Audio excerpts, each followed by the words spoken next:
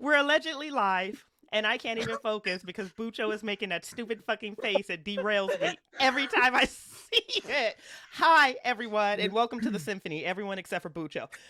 Symphony Entertainment, Gaming and Arts is my gaming company that focuses on horror systems, indie games, organic content, and player agency in an attempt to bring a symphonic approach to horror role playing. I am your host, Bridget Jeffries, and we're back with the Symphony Sonatas 60 minutes of improvised horror.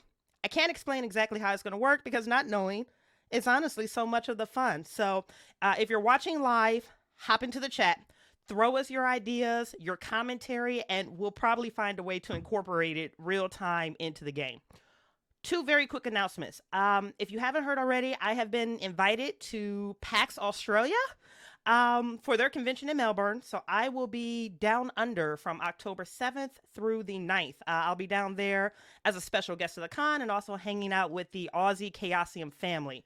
You can follow Symphony on social media, or you can check out the Chaosium blog for my complete schedule. They have me literally rolled out all the way across the con. There are panels, live plays, demos, luncheons, book signings, just a lot. So if you're going to be down under for PAX Australia, please feel free to connect with me. I would absolutely love it, love it, love it if you did that. With that being said, because I'm traveling to the other end of the world, we have to pause Symphony streams for just the time being. We will pick back up at the end of October, actually October 26th exactly, 26th exactly, with a new segment called Cross the Streams. Bucho actually made the flyer for it, and it's actually really dope. This is where Symphony brings on other gaming companies, organizations, groups, publishing houses, whatever, and we basically showcase your content. So I can run it, you can run it, you can bring the cast, I can bring the cast, it doesn't matter. The rising tide lifts all ships type of thing. So if you're interested in being involved in Cross the Strings, feel free to reach out to me. Trying to figure out if there's anything else I want to say before we do the cast unveiling. Oh, and last announcement, of course, Symphony Entertainment does have a Patreon. If you like this content and you would like to help us create more of it, please, please, please back us on Patreon. Every single dollar helps more than you could possibly imagine. You can check that out at patreon.com/Symphony Entertainment. So, without further ado, let's unveil this cast. Cast members, please introduce yourselves. Tell us where people can find you and some of the things that you do. And Bucho, per usual, go ahead and kick us off, baby. Hi, I'm Bucho. I'm Rainy Chaos Monkey on the Symphony Sonatas. I like to drive this train right off the fucking rails. You can find me on Instagram at The Real Pink Manther, where I post up pictures of my new art, literary news. Hopefully my next book will be coming out soon. And general malfeasance and possible felonies. That's where you can find me. Yeah. Oh, you can also find me on the Reddit for Symphony Entertainment, where you will get news about Bridget being at PAX AUS, or for other streams that are upcoming, which is where you want to sign up and see all the new shit we've got coming your way, which is going to be a lot of fun. So that's me. Yeah. Mwah. Bucho, you're literally Symphony's biggest hype person right now, and I love you, I love you, I love you for it. Sam, introduce yourself, baby. Hello, I am Samantha Pidde, and I live in Northwest Illinois with my husband Nathan and our two beautiful sons, Charlie and Jonathan. I work at a small town newspaper in my area as a reporter, and am an avid gamer. I've been playing tabletop role-playing games for probably 2 decades at least, and Call of Cthulhu for several years now. Not super active online, but you can find me on various Discord channels as Fiery Angel, and I am on the resources creator helping creators list. So if anyone needs editing, playtesting, anything like that, I like to make homemade handouts and stuff. So let me know if you need anything like that. I guess that's it. Hi. Hi. Sam, I'm so excited. I met both of these individuals, by the way, for the first time at Chaosium Con. which is amazing. That's coming back April of 2023. I'll get you guys some further details, or if you follow Symphony social media, I'm going to be hyping it up nonstop. But that takes place in Ann Arbor, Michigan, and it's all Chaosium proprietary content. And it's just, you meet amazing people like who I'm sitting down with right now. It is such a great time. Okay. Not to hype Reddit again, but we do have information on Chaosium Con there at the subreddit. So, and thank you, Bridget and Bucho, for having me here. Oh, I'm really excited to make my debut. Hey, you're gonna have a we blast. like ruining new people. It's always a good time. True. And I'm sure the chat is gonna trash us like it always does. Oh, I'm already getting shit on. Yeah. Yes. I love you, Chris Bates. Oh, Chris B is the best part of waking up. Holy crap. Guys, due to this being a purely improvised game, I was not able to offer content warnings to the cast and crew. However, I have polled the players for their red lines. So the cast has been informed of what the red lines are for the content.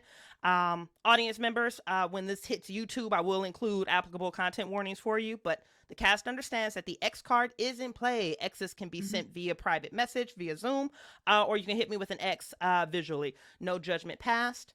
No questions asked. Hi, Brent. Thank you, baby. And I'm so glad you're here.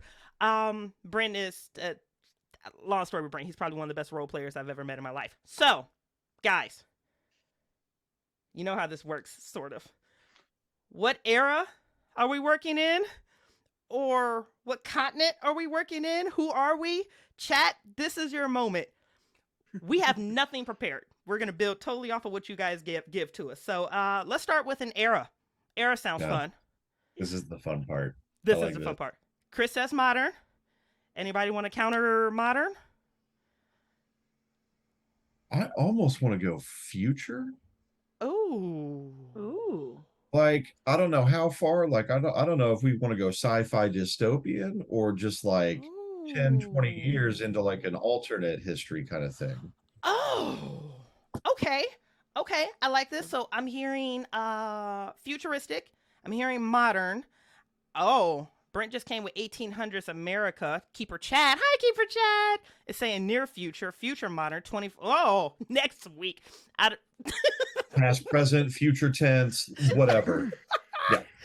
Okay, so Sam, do you have any preferences? Do you know where you want to go?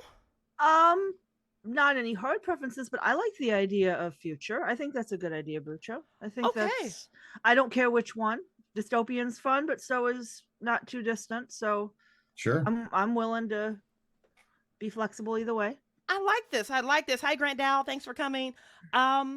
Bucho, I think you got me sold on the future, and I kind of like this dystopian future just because I can be lazy.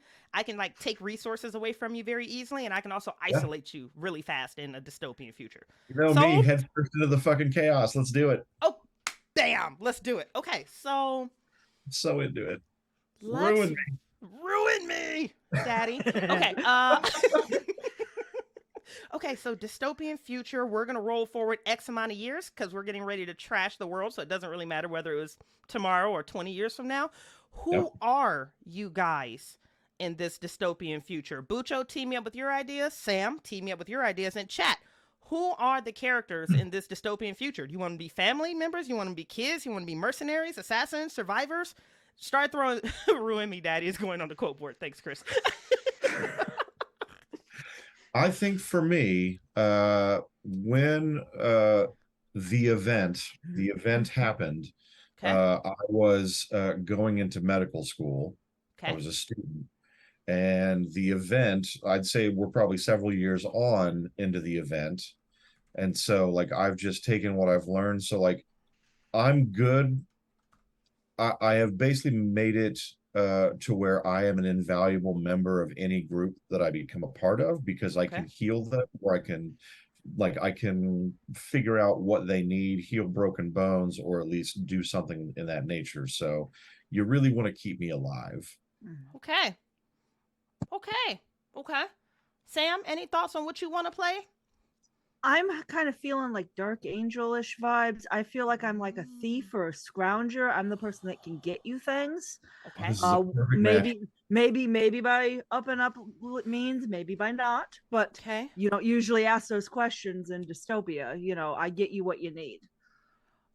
I really like this. Okay, so we have a medic and we have kind of like that scoundrel thief type of ideal. I really like that. Because Keeper Chat mentioned it, we are totally going to have this happen on a Thursday. This is a future dystopian Thursday, and at some point in game, actually not in game, right now, Bucho, what is it in this dystopian future that is so dangerous about Thursdays? This day comes every 7 days, but every 7 days on Thursdays, something changes in the world. Something changes for you guys. It's deadly.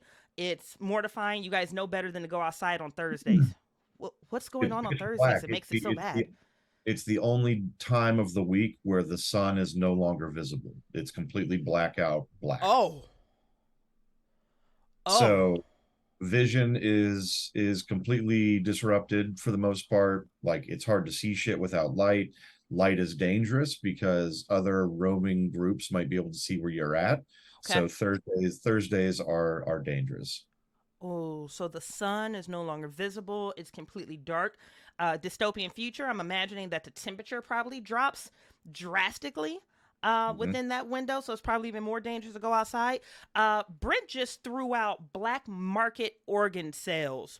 We have a scoundrel and we have a doctor. I don't know where your altruism factor or your alignment factor is, Bucho, but you two, how do you feel about me circling this around black market organ sales? We're several years into this thing. Okay. I think my morality is a little flexible. Chris, can you put that on the quote board? My morality is a little flexible, please. Guys, if you're not on the Symphony Discord, either go to symphonyentertainment.com and click the link, or at some point this bot in the background will tell you. But there's a quote board that we have for like just really riotous one-liners that hit. Chris, I love you. Thank you. Sam, how do you feel about that, especially as a scoundrel and a thief?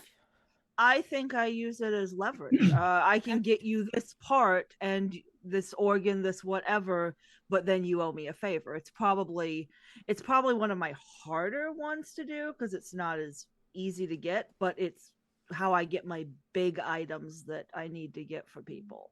If I need a big amount of food or a big amount of supplies, I know the people who need organs.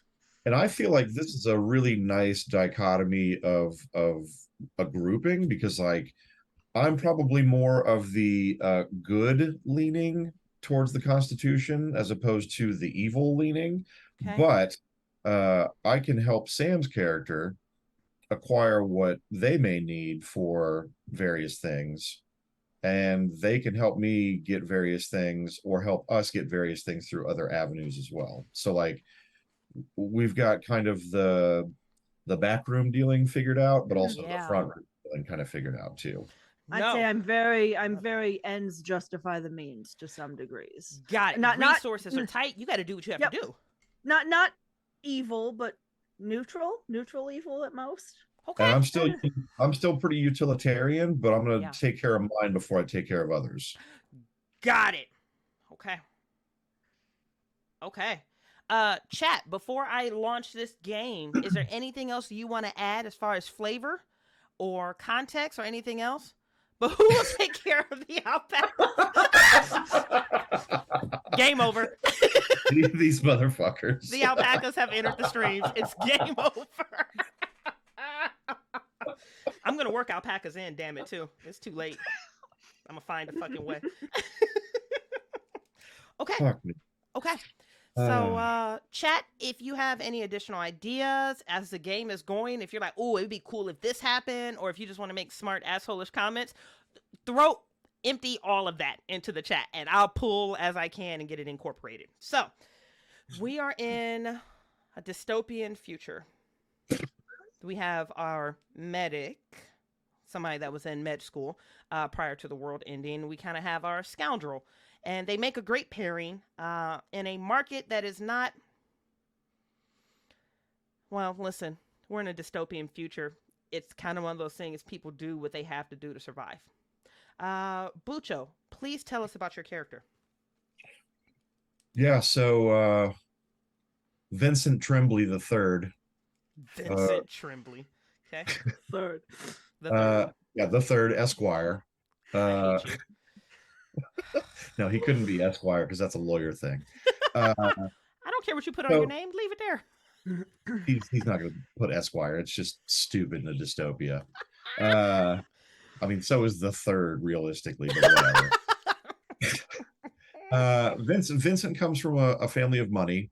He was going to med school. He didn't have to worry about paying for it. Comes from a goodish background. Like he wasn't abused or anything.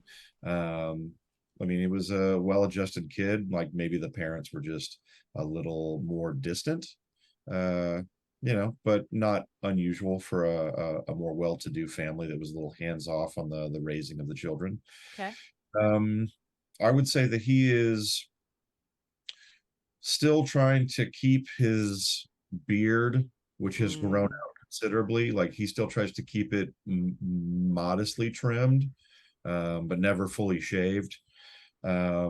He definitely smells. I think everybody does at this point.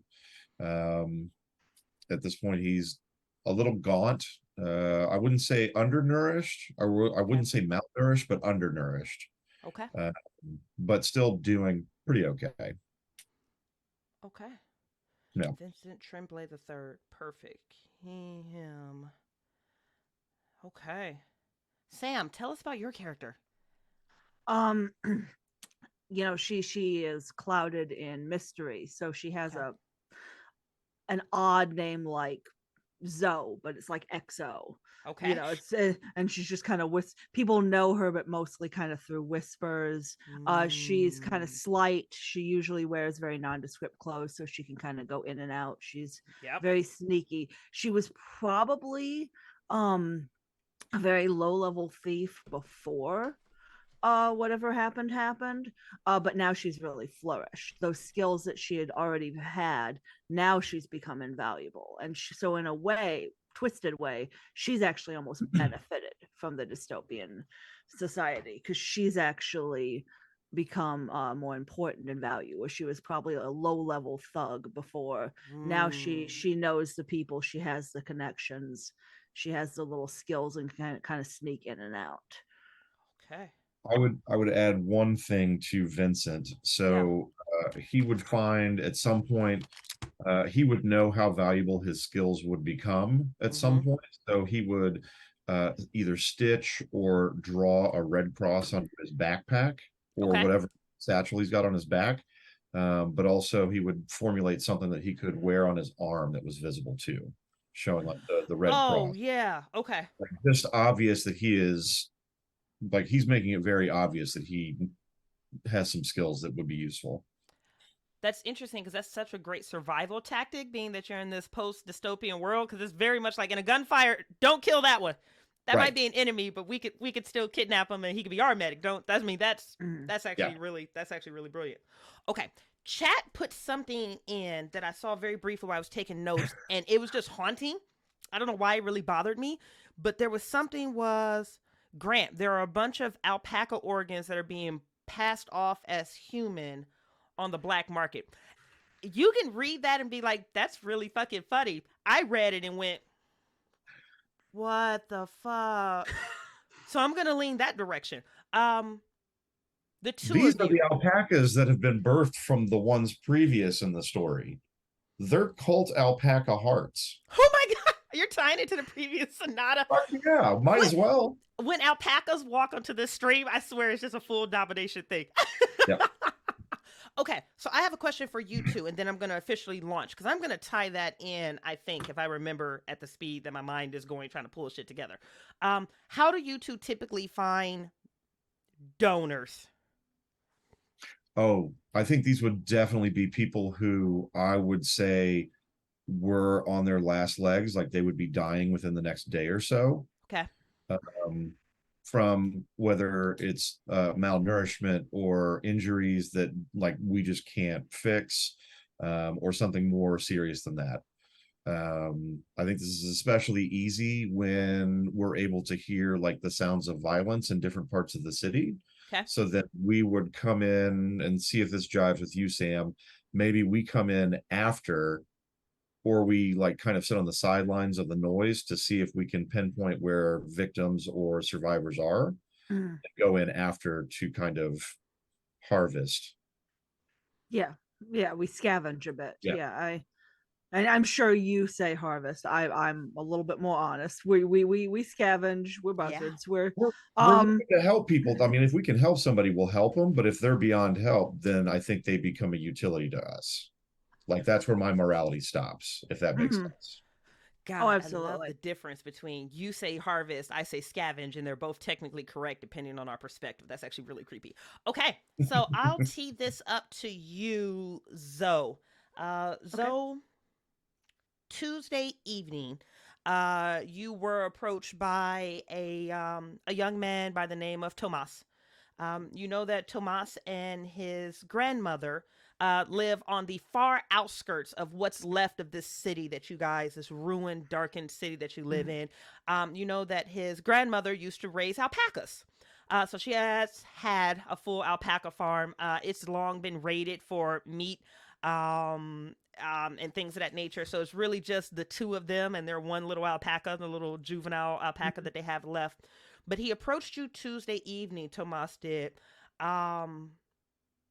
Sunken in cheeks, the definition in his bones and his ribs just tells you that he's probably on his way out the back door for starvation.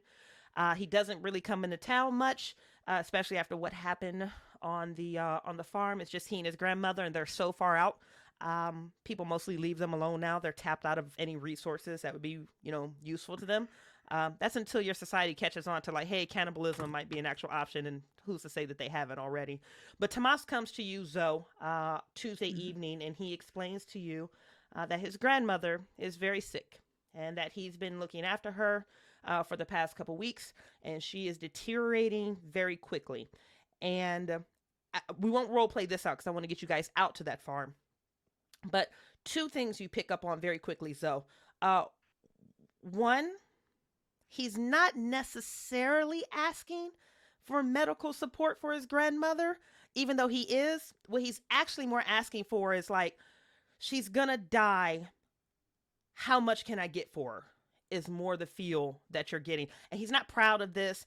You can see he's starving. He's starving. He's alone. He doesn't know what comes next. And right now he has to monetize whatever resource he has. And that's a grandmother that's on death's door. Yep. So that's a conversation that came to you on Tuesday, which for the sake of me just rolling things over, you two are going to consent to like, okay, let's go check out grandma. So that was Tuesday evening. Tomas stayed with you guys wherever you are, whatever hostel, homestead that you guys have working in this city. And Wednesday morning, you're able to head out. Now, Mr. Tremblay the Third, you know that Thursday is coming. Yeah. You know that Thursday is tomorrow. As a rule, you don't travel this far out when you know you might not be able to get back on time. But you don't know how long grandma has. It's worth the risk. It's worth the risk. It's worth the risk. Please describe this farm that you guys are approaching that Tomas is leading you to. I think the farm is probably 4 miles outside of town. Okay. I think it's a good walk because I don't think we've got vehicles. I'm just making an assumption on this one. No, I like it. No vehicles feels warm and fuzzy to me. Right. Why make it easy on us? Right. No, walk. That's more threatening. It's gonna be a nice farmhouse, but it's gonna be like it was nice at one point, but now it's certainly dilapidated to a little bit, not obnoxiously so, but you can tell it was a nice place when things were in better shape. Okay.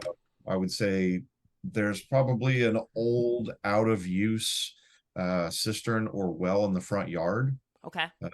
That's probably got no water in it, probably hasn't had any groundwater in it for years at this point.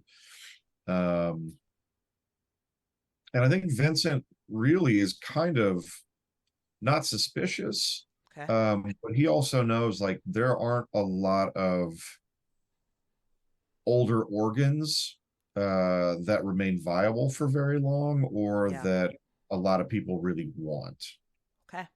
Because they get, let's say, in my medical encyclopedia brain Mm-hmm. I currently have, that these organs are, the older organs are known to not take as well as young and healthy Mm-hmm. organs. Okay. So, with that piece of information in play, as Tomas is leading you guys up the porch, past this emptying cistern into the house, you all hear like the bleeding / screaming sounds of what you can only imagine is that lone alpaca they have. You have no idea what the hell is happening to it inside, but just from the outside of the door, it's like vibrating the windows. You can just hear this bleeding, screaming sound. Sam, I have a question for you. You Yes. came out here on a Wednesday knowing that there's a chance you might get trapped out here and not be able to make it past on Thursday, which is, a huge liability. But okay, you could harvest, you could scavenge the organs from grandma, but there's something else that you know from your interior spy gossip network. There's something else in this house of value, or there's something else on this land that is of value. What is it? What else are you like, even if we don't get a single organ off of her, I heard they have X. I think I heard that they had some of the last like safe like canned goods and stuff. Like she was a hoarder and she has, whether it's grandma's, homemade canned, like canning equipment, or if it's tin cans. I might not know which, It's just because a full ass rumors. fucking cellar. Yeah, but she has like a storm cellar full of canned food. Holy shit, that's a great idea, baby. Yeah. Okay. Okay.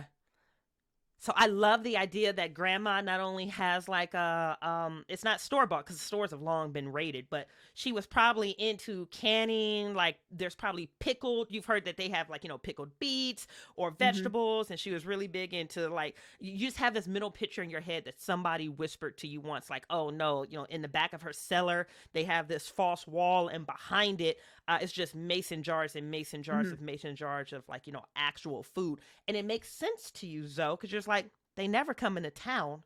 They're not growing anything on this farm. What have they been eating? Now, Yep. I did previously say that this guy looked completely starved. We will reconcile that. Or maybe we won't. I have an hour to tell this story. I don't care. He's got a high metabolism. High metabolism. He's burning through it. He's burning through it. Oh my That's God. Chris just said the shrieking of the alpacas. The new Hannibal book. Sorry. As a big fan of Hannibal Lecter, that is hysterical. Hello, Clarice.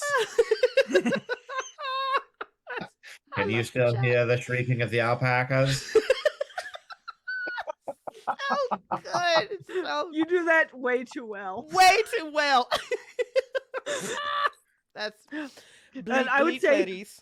the biggest rumor, although I don't believe it, I believe there's pickles, and someone even claims she had a pressure cooker, so she has like the good can, like maybe she has like beef stew or something.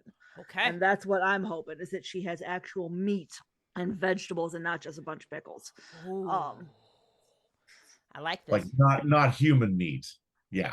Not human meat. Yeah. Whole chicken in a can. I don't know if Zoe cares, but times are tough. I'm not here to judge you on how you nourish yourself, honey. If it's already canned, I can't tell. So you guys, or Tomas, once he hears that bleeding, kind of, that bleating, speeds up his step, and he winds up going, and he throws open the door, and just this smell wafts out of it, and it's a very licorice, sweet smell that immediately, just runs down your nose and sits at the base of your stomach and almost makes you want to regurgitate. It's just a sweet licorice type of smell, and Tomas runs in completely oblivious to this, and he immediately makes a right, and he just turns a corner, and you guys can see a very barren, open living area that also splits open, through an open doorway to a kitchen. The curtains are completely tattered, but they're up. They're being supported by like bed sheets, fitted sheets, things of that nature. There's straw all over the ground. There's feces and urine all over the ground. And there's one very, very, very freaked out alpaca that Tomas seems to be completely fixated on at this point. And as you guys look around, there's like that one couch that still has like that weird plastic coating over it, but it's like yellowed and mildewed and scratched up. It looks like the alpaca is taken. Bucho's like, I have a family member that still has those. Me too, Bucho. Me too. I am that family member. That's why I laugh. Family member. Bucho's, the recognition hit him hard. So Tomas immediately goes and starts calming down the alpaca. Somebody in chat named the alpaca, and I'll get back to that. And as he's stroking the alpaca's face and cooing, he looks over his shoulder and he says to you guys, she's in there. And he goes right back to focusing on this alpaca. Your nostrils are getting assaulted actually with a lot of different scents right now, but that sweet licorice smell, the overpowering one, is coming from the door he just pointed to, not all of the debris and foolishness here. Harold is the name of the alpaca. It's okay, Harold. It's okay. No, Harold. No, it's okay, Harold. It's okay. She's there. Go through that door there. She's there. Would I recognize the smell? Like, is it a medical kind of smell? Like a disease kind of smell? Like, is it something that I would recognize from a medical kind of background or no? Because you asked the question, I'm going to say yes. This is definitely that smell of a body that's deteriorating, that's wasting. Okay. I'm gonna motion to Sam to Zoe to stay out while I kind of give it a look. Like, I'm used to this. Like, this is kind of my jam. So I'm gonna go in and check in on the grandmother and see how bad the decomposition is at this point. Okay. Because if it smells like dead, she's probably dead. Yeah. You peek your head into this room as you still hear, oh, it's okay, Harold. It's okay. It's okay. It's okay. And when you look into the room, the sight kind of takes you off guard for a moment. Grandma's in there in various pieces. But the pieces have already been arranged, sorted out, and almost categorized on the bed over like a tarp of some sort. The empty hull of Grandma is on the ground, but her organs have all been aligned and set up, and like it almost makes you think of one of those old school science boards where you would put a pin in it and say, this is the liver, these are the intestines, this is the heart. That's how it's set up currently. And that smell just, oh. Yeah, I'm gonna leave the room. Tomas. It's okay, Harold. It's okay. It's okay. We will eat. We will eat soon. Tomas, what happened to your grandmother? And I thought you said she was still alive. Is she not? And you can see that notion seems to surprise him, and he's pushing past Zoe and he's moving fast towards that door. I let him through, but I'm gonna be on him. I'm gonna be like right behind him. I'm sure I've seen someone be unstable before in this time, and I'm just kind of shadowing him at this moment. And I feel like I have my hand in my pocket on a knife. I have something. It might be a ship. I mean, it might not be the best of, but I have some sort of weapon if I need it. Okay. And I think at this point, like Zoe and Vincent have gotten into a kind of a routine where they get into a situation. It's like, it's a switch and a pivot kind of thing. It's like one person's doing something, the other one's looking, so on and so forth. And so I would be letting her do her thing as I'm kind of keeping my attention on everything outside of the room. Okay. Zoe, you follow Tomas into this room. He throws open the door. He releases this feral, heartbroken groan that staggers him back, staggers him into the wall, staggers him forward, and then he just starts screaming, and he immediately runs, knees sliding across the wooden planks of this floor, just gathering this empty hull of Grandma into his arms, screaming, completely checked out at this point. Okay. I see this. I think I'm numb to it, sadly. And I kind of do not a turn. I take like one step back through the doorway archway and just kind of make a whistle or a noise. Again, I feel like we have a signal to Vincent that I need him in here. Okay. Yeah. Yeah, I would let Tomas just fucking bolt. Okay. And then I'd go into the room. I don't think that what we're seeing is more barbaric than some of the other stuff that we've seen, but it's still not usual. Like it's not not normal. usual. Yeah. I mean, let's be honest. This is exactly what you guys were gonna do. Mhm. Yeah. Yeah. The question I think I would pose to Vincent, while also if he's still in the room, while keeping an eye on Tomas in case he just flips and starts attacking us, does he think that this could have been done by Tomas? Or does he think that maybe, because Tomas is very frail, and does he feel like this could have been done, or do I need to do a sweep? Is there another person in this building? I'm sure I'm not the only one who's heard this rumor about the canned goods. I'm sure I'm not the only one who's been thinking about casing this house. I probably have been planning on breaking into this house before he approached me. Yeah. So, but then you got an invitation. He was like, "Oh, this is perfect. Oh, you were on my list." So that's what I want your expertise on. Did he do this, or do I need to start doing a sweep? Yeah, that makes sense. All right. So how long have we known Tomas? This is the second time that you've met Tomas. Okay, so I don't know shit about him. He's the weird kid that lives in the cabin or in the homestead with his grandma and the alpaca. And, you know, a decade ago, not even a decade, I'll do something fresher. 7-8 months ago, somebody went up there and annihilated their entire stock. So I think in this moment, what Vincent would do then is he would, under the guise of, I mean, he would still try to calm Tomas down. Okay. But under the guise of like, he's trying to calm him down for sure, but he's more interested in like trying to check for Tomas's strength, or to see if there's like hesitation marks on his skin, like where he's been attacked, like, or he's been in a tussle, places of injuries, like other like bits of blood somewhere around him, like like any kind of evidence that he might have been involved with this. Okay. So answering both of your questions simultaneously, as you guys are doing a sweep of the room, a quick accounting of the situation. Two things as a medical professional and also as someone who works on this black market. I can't help but to say it, but as you're looking across the work that's been done for you already on the bed, you're looking at dollar signs, dollar signs, dollar signs, dollar signs, dollar signs, dollar signs. I mean, no, it's not going to fetch you top shelf because this woman was in her 80s. But still, dollar signs, dollars. Okay, so in weird currency, whatever you guys have for right now, what's on that bed right now will still put both of you and your families and your little small communities up for probably the next 60 days. And that's huge. This is a major fine, and it's already been done for you. You could basically just rip the receipt off of the ticker and walk out with just what you have there. The problem is, if boss didn't do it and we didn't do it, who the fuck did? Who did it? As Tomas is grabbing onto his grandmother, still making these just feral, bestial, grieving sounds.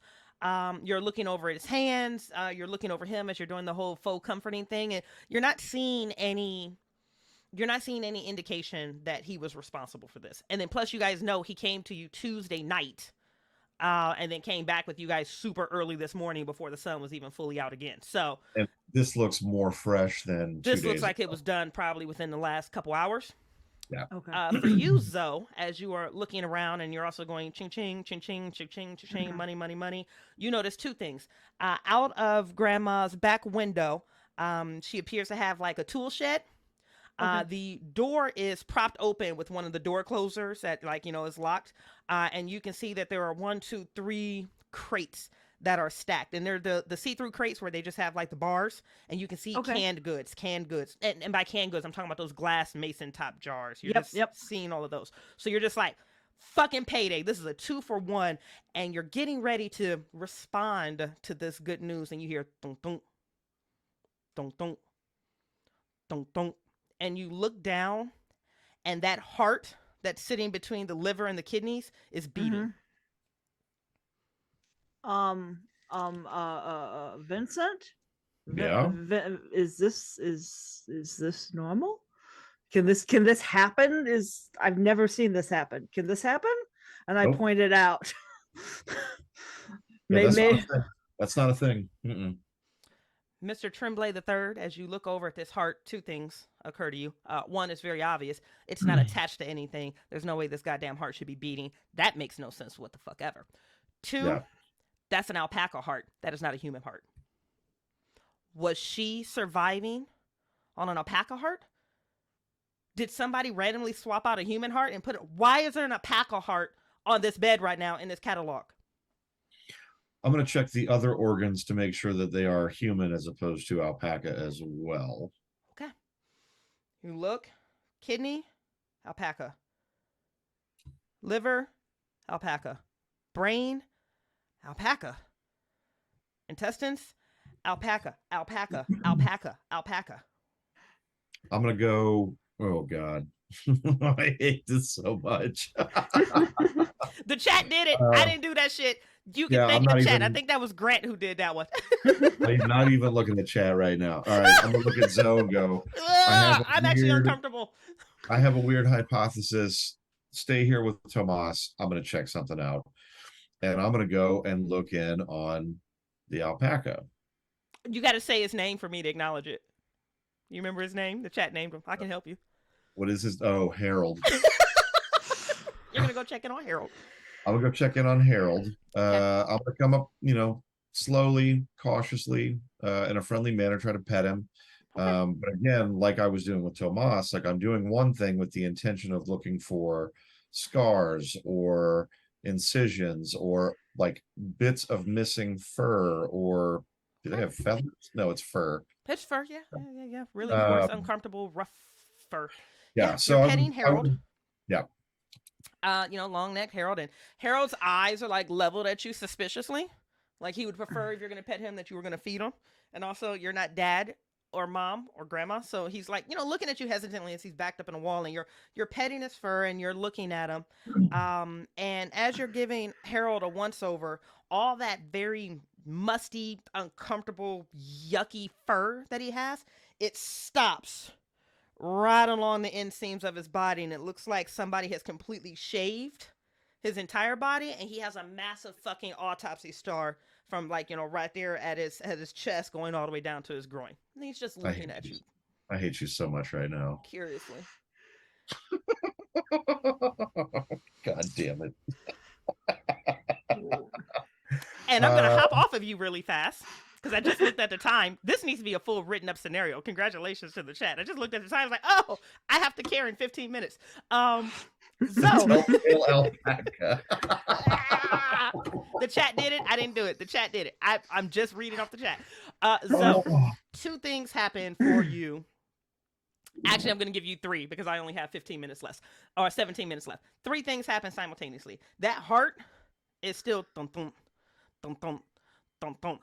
You hear a single piece of glass break along with like a slosh or a splash somewhere out the window. So someone is outside of the window. And the second your head turns just instinctively to look out the window, the door slams, the bedroom door. So about the same time, Mr. Tremblay, that you're just like, holy shit, what's going on with this alpaca? The door just slammed shut. And Zoe, when you look down, it wasn't like it was magically shut and the wind didn't do it. Tomas has crawled inside of Grandma and has kicked that door shut. And Grandma is starting to pull herself up and almost re-zip herself with Tomas inside. Okay. Boy, that was a fucking sentence. Yeah. Samantha doesn't know how to respond to that. I don't think Zoe does either, honestly. I think she's backing up, and she doesn't know which is concerning her more, the Toma grandma puppet, or the beating heart, which is just driving her nuts. Like, I feel like she's actually having a moment of remorse, like she's picturing every heart she's ever scavenged beating. And I think at this point she's just running out to Vincent, because this can't happen. There is something This isn't real. You're gonna nope out of this situation. Nope. Okay. You nope out of the situation. I just said that Tomas' grandma just kicked that door shut and it shambled up. And you're going to the door, and the second you fling it open, her hand just goes and shuts it right back. And the head turns awkwardly and stares at you. Those empty eye sockets, because the eyes are also sitting on the bed, but they're alpaca eyes, not human eyes. They are like Tomas's face is kind of like getting situated so that he can see through her, and they bleat at you, and then they're gonna lunge at you, kicking it over really fast back over to Vincent. Vincent, you have a very suspicious, curious alpaca looking at you, and then there's a whole commotion happening in the other room right now. Did you scream, Zoe, just out of curiosity? Oh yes, I screamed. I screamed. Oh God, guys! Chris said the grandma onesie. Yeah. Oh God! Tomanda. New chicken for a Sad future check, sad asked check. for. Oh, Chris broke Bridget. I love this chat. as a mom who's put children in onesies, that resonates in a way that nope. Yeah. Mr. Dr. Bones has picked up on what I was thinking too. Oh, we're grandma home. Oh boy. Okay. I need this exact chat back for the next sonatas. I will schedule around y'all. I promise. Whew. Okay, Vincent, you got an alpaca looking at you. Before I hear her scream, I'm actually going to look up at the alpaca and go, "Are you grandma?" And see if there's any physical response with the alpaca. So alpaca, whose head is like curious, when you actually said that, the chin drops and the eyes look at you, and the hoof hits the ground as it takes one very menacing step towards you. You don't know if it understood you, but this went from a apprehensive alpaca to murder alpaca in one question. Okay. I'm going to take a step back.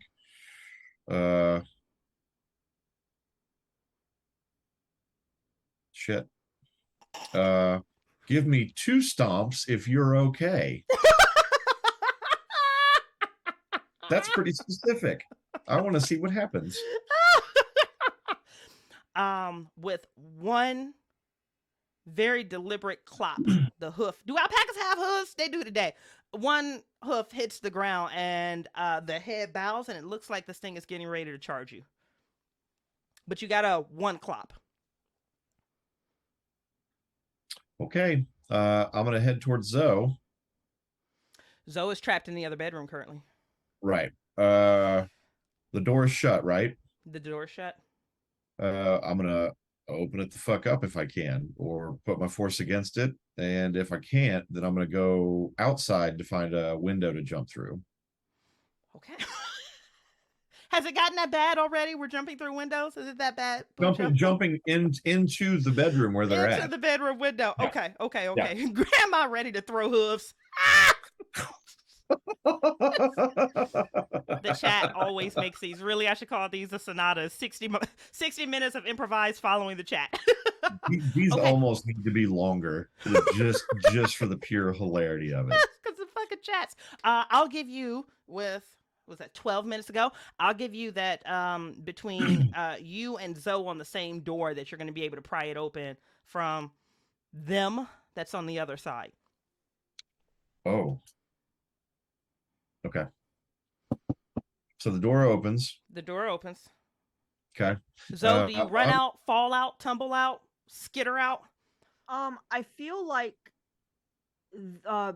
Grandma Toma was lunging at me. Grandma. So I probably fell to my strengths and kind of tried to do like a lunge down. Okay. So I try to slide under them as the door opens. I try to kind of very smooth, very rogue-like. That door could not have been opened at a more perfect time. So now, and I feel I yell like he's inside his grandma. Oh, gross. Oh, you said it first. You literally said it first. And So it uncomfortable. grossed me out saying it. I hate that he's wearing grandma. I hate that he's wearing grandma. And you know the crazy thing is, Chris Bates had said, "Oh, Tomas should be a vampire," and that totally made sense retroactively. And then I forgot about it. But you know what? Him wearing grandma is so much better.